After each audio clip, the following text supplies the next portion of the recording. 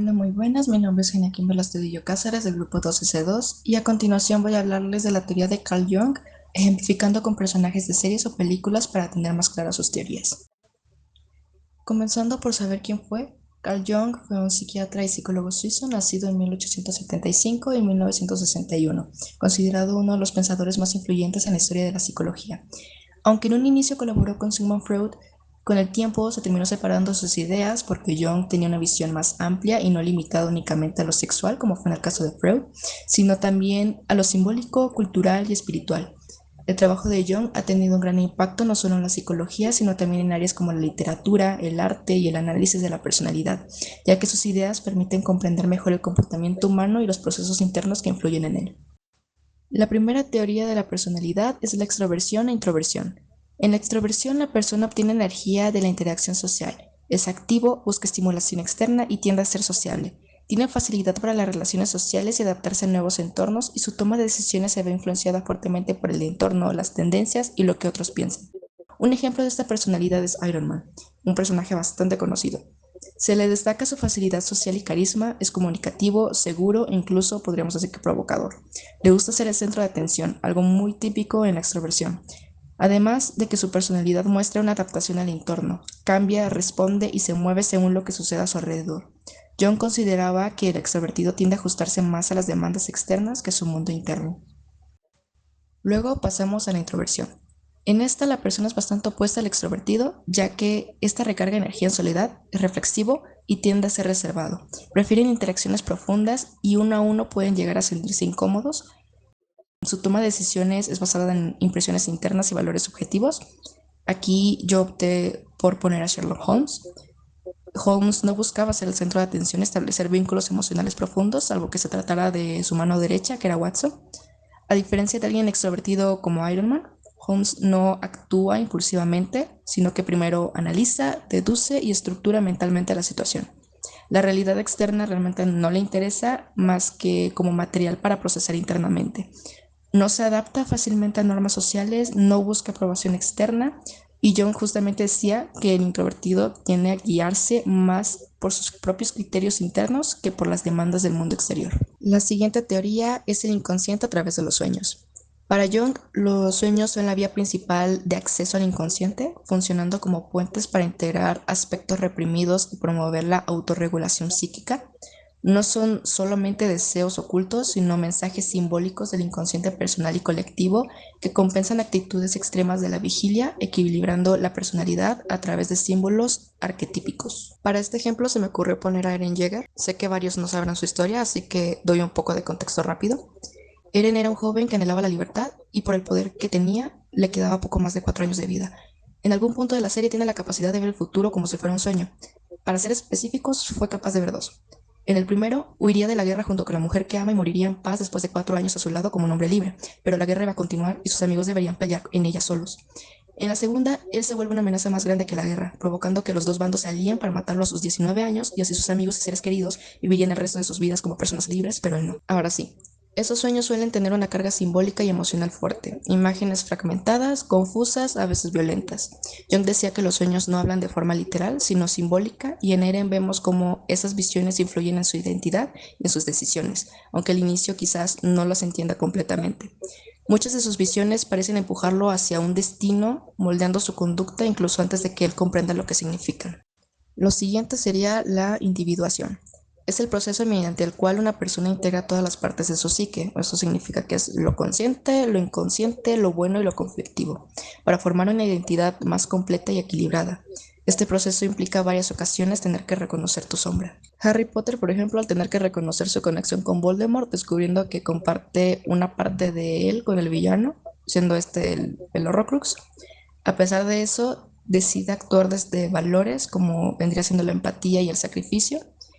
Y para Jung, él diría que esto no es negar la sombra, sino más bien integrarla sin dejar que ésta domine. En el caso de Ang, siendo un niño monje, lucha entre ser un niño pacifista y cumplir su rol como avatar, que pues viene implicando pelear.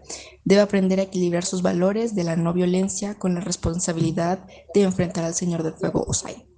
En algún punto tiene un conflicto con su papel como avatar, pero logra integrar todos estos papeles como niño que viene siendo contra adultos más fuertes y experimentados que él, como monje y todos los juramentos que viene con ello, de ser un líder en un mundo donde las personas habían aprendido a no confiar en nadie, y protector del mundo, juntando todo lo anterior. Pasamos a la inflación del yo. Ocurre cuando el ego se hincha, por así decirlo, y se identifica como superior o incluso divino. En lugar de reconocerse como una parte de la psique, el yo se confunde con el todo y pierde límites. La persona deja de verse como alguien con limitaciones y empieza a sentirse incuestionable, elegido o con derecho de imponer su visión del mundo. Pongo de ejemplo dos personajes: Light Yagami, un joven que encontró un cuaderno en donde cada nombre que escribiera ahí moriría tras los 40 segundos. Al odiar tanto a los criminales, comenzó a hacer justicia propia. Esto termina generando que su mente se altere, comenzando a verse como el dios del nuevo mundo. De hecho, él se termina autonombrando así en la serie, creyendo que su criterio es el único válido para decidir quién vive o muere y perdiendo progresivamente la capacidad de cuestionarse. Luego está Thanos, del mismo universo que Iron Man, anteriormente mencionado. Quería generar un equilibrio en el planeta, creyendo que al destruir a la mitad de la humanidad lograría dicho objetivo, asumiendo que su solución es la única correcta, colocándose en una posición de autoridad cósmica incuestionable, como fue en el caso de Yagami, y justificando un acto extremo como si se tratara de un equilibrio natural. Pasaríamos ahora con la sombra, pero primero quisiera que entendiéramos lo que es la persona, la cual viene siendo el aspecto de la personalidad que se adapta al mundo. Se trata de mantener una imagen social, aspectos valorados de nosotros mismos, ignorando los demás. Sin embargo, también está la sombra, que es la parte de la psique que contiene todo lo que una persona rechaza, niega o reprime de sí mismo. No significa que solamente es lo malo, sino también impulsos, deseos, emociones e incluso potenciales que no encajan con la imagen que queremos mostrar. En pocas palabras, podríamos decir que la sombra es lo que no quieres reconocer que también eres. Pasamos al ánimos. Se refiere a la parte masculina inconsciente dentro de la psique de la mujer. Representa cualidades asociadas simbólicamente con lo masculino, como la razón y el pensamiento lógico, la firmeza y la toma de decisiones, la autoridad y la acción. No significa ser hombre, sino una estructura psicológica interna. Una mujer con el ánimo integrado puede defender sus ideas con bastante firmeza, tomar decisiones importantes consideradas para hombres o actuar con demasiada autonomía. Se me ocurrieron demasiados ejemplos para esta categoría, pero me resignaré a hablar solamente de 6. En el caso de Katniss, Mérida, Mulan y Suki, son mujeres que toman el papel de guerreras e incluso de líderes, con personalidades bastante fuertes que se niegan a recibir ayuda, especialmente si se tratan de hombres. Suki como guerrera protectora de su aldea, Mérida como arquera y cazadora, Mulan como soldado y Katniss como una rebelde. También tenemos a Evelyn Davor y Violet, mujeres con apariencia quizás un poco descuidada y comportamientos categorizados como poco femeninos. Evelyn siendo la cabeza de los planes y Violet equipo en el que estuviera, equipo donde siempre sería la integrante más fuerte y que mejor sabe pelear. La contraparte de esto sería el ánima, es básicamente la parte femenina inconsciente dentro de la psique del hombre. Así como el ánimo representa lo masculino en la mujer, el ánima simboliza cualidades asociadas a lo femenino como la emoción, la intuición, la sensibilidad y la capacidad de conexión afectiva. Nuevamente daré 6 ejemplos de esto. Está Howl, Blue y Cusco, personajes que se preocupan bastante por su apariencia e higiene. Buscan siempre dar una buena imagen y no necesariamente la que consideraríamos masculina. Howl tiene el ideal de hombre como el europeo perfecto, por lo que se tiñe el cabello de rubio, siendo realmente este pelinegro, y con magia cambia el color de sus ojos a azules cuando estos realmente eran negros también, aparte de usar aretes y collares para complementar su vestimenta. Blue, alguien obsesionado con su higiene que no le gusta realizar actividades clásicas de otros pájaros por sucias o por simplemente no gustarle y no ser bueno en el deporte. Cusco, alguien bastante caprichoso y vanidoso, defectos que podríamos considerar más de mujeres. Luego está Kenai y Edward, dos hombres que se caracterizan por ser bastante dulces e incluso amorosos. Kenai, por lo menos, fue su aprendizaje durante su película al aceptar su tótem de el oso del amor, que representa su mayor cualidad. Y Edward, siendo una persona que no conoce la malicia, alguien bastante empático, dulce e incluso delicado en personalidad. Y quise incluir a Tyler, ya que uno de sus conflictos que termina aceptando es el hecho de que le gustaba bastante una boy band donde predominaba el fandom femenino. Finalmente, los arquetipos. Son como modelos de comportamiento y significado que aparecen en distintas culturas.